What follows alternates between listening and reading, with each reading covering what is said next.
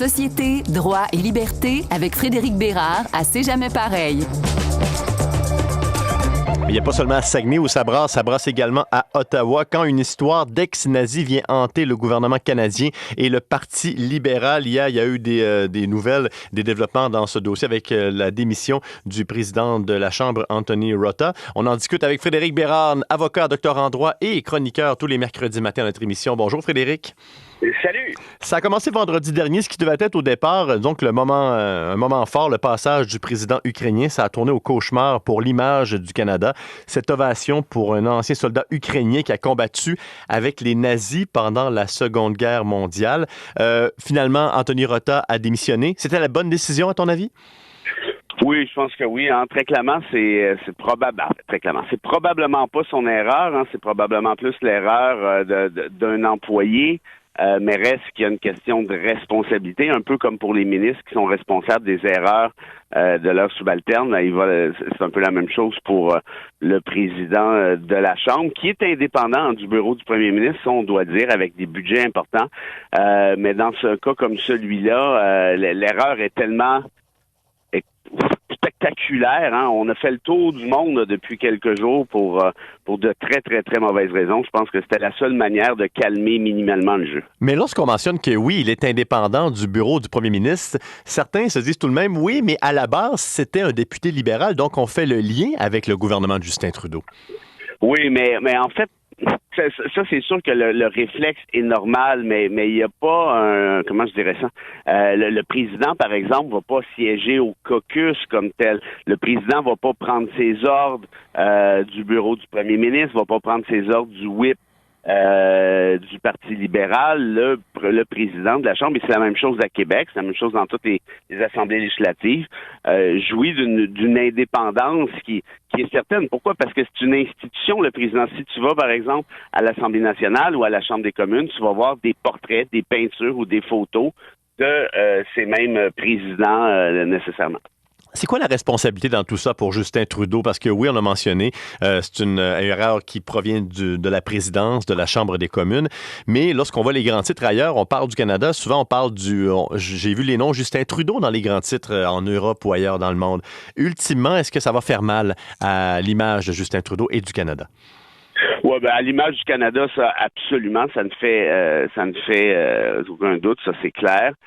Et à Trudeau aussi, je pense que les gens ne font pas la distinction, la nuance, pour des raisons qui sont assez évidentes. Quand tu es le chef d'un gouvernement, tu prends un peu la responsabilité de ce qui se passe dans ton pays, même si l'erreur n'est pas de toi à la base. Donc oui, et honnêtement, on s'entend que non seulement c'est gênant tout ça, mais c'est particulièrement hasardeux dans un contexte comme celui de l'invasion en Ukraine, où on va se le rappeler, le président Poutine invoquait justement des liens entre l'Ukraine et les nazis pour justifier cette même invasion-là. Donc, on vient de donner sur un plateau d'argent à ce même Poutine là, toutes les raisons du monde de poursuivre cette offensive-là, en quelque sorte. Frédéric, est-ce que ça pourrait, cette affaire-là, changer peut-être les pratiques des députés, peu importe leur allégeance politique, lorsque vient le temps d'applaudir, de souligner l'apport d'un citoyen?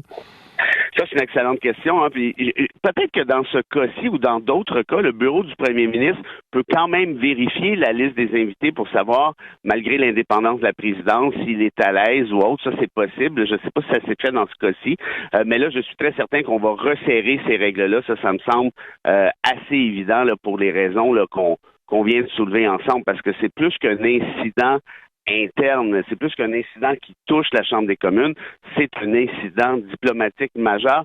J'ai fouillé, Frédéric, dans ma mémoire, qui n'est pas infaillible, évidemment, mais je ne me souviens pas d'un événement du genre qui aurait mis autant le Canada dans l'embarras sur la scène internationale que celui-là.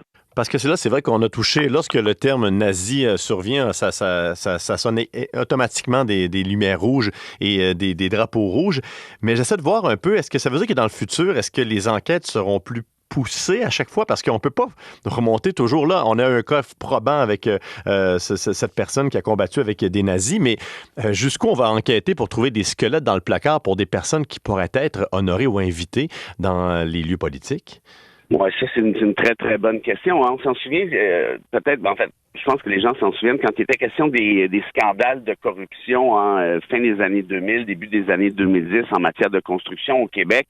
Les journaux, souvent, ou les médias en général, sortaient des photos de tels politiciens qui s'étaient fait prendre en photo avec tel mafieux, et X. Je veux dire, ces ministres-là sont pas au courant de tous ceux qui assistent à des événements publics, logiquement. Donc, c'est un peu la même chose pour la Chambre des communes ou l'Assemblée nationale. On peut pas, à mon avis, le risque zéro n'existe pas.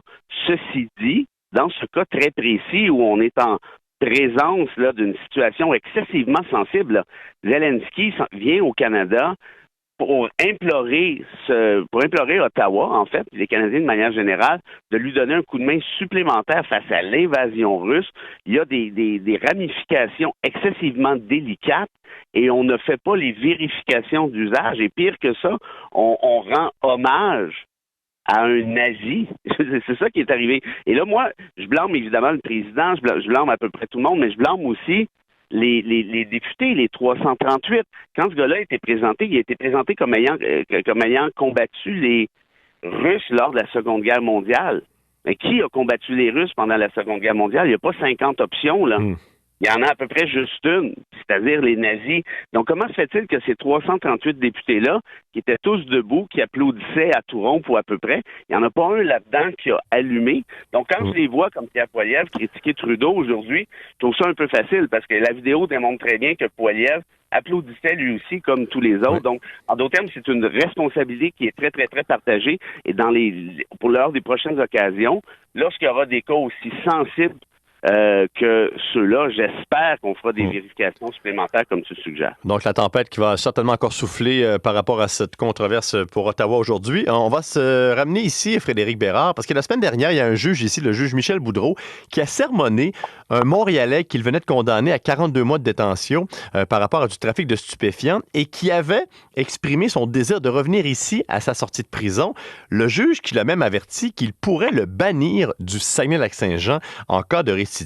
Et on se posait la question, est-ce qu'un juge a ce pouvoir de bannir quelqu'un d'une région? Ben, tu te souviens de ma surprise hier quand tu m'as annoncé ça au téléphone. J'ai rarement entendu, en fait, j'ai jamais entendu des propositions du genre, c'est-à-dire qu'un juge puisse barrer, passe-moi l'expression, un individu d'un territoire complet. Cela dit, après réflexion, les ordonnances judiciaires sont excessivement larges. On souhaite accorder en matière criminelle, notamment, au juge un pouvoir qui soit pratiquement complet pour justement rendre justice, pour protéger, dans ce cas-ci, par exemple, les citoyens de votre belle région et ainsi de suite. Mais moi, je me suis interrogé à cet effet-là en me disant, un instant, quand tu empêches un individu de même pénétrer dans une région complète, est-ce qu'il n'y a pas des enjeux en rapport à la liberté de circulation qui est protégée à l'article 6 de la Charte canadienne? Je pense que oui. Alors peut-être qu'on était plus dans le cadre d'une menace ou autre, et si tel n'était pas le cas, c'est-à-dire si ce n'était pas une menace et que le juge éventuellement en venait à ordonner un truc semblable, bien là, évidemment, il y a la question de la constitutionnalité de l'ordonnance qui serait discutée probablement en appel. Frédéric Bérard, tu sais que tu n'es pas banni de nos studios, loin de là. Tu es toujours le bienvenu pour une visite ou encore pour une chronique du mercredi. Surtout qu'on vient de me dire que finalement, vous allez avoir le méga amphithéâtre dont tu me parlais en avril dernier. Alors, j'y serai aux premières heures. Je ne sais pas si je serai dans les loges, mais je serai là. Ça, il faut s'en reparler dans 5 ans. Là. Ça, c'est le plan. Là, parce que ça nous amène en 2028. Là. Je ne suis pas pressé. Okay, moi non plus. Mais Frédéric Bérard, toujours un plaisir. Salut, à bientôt.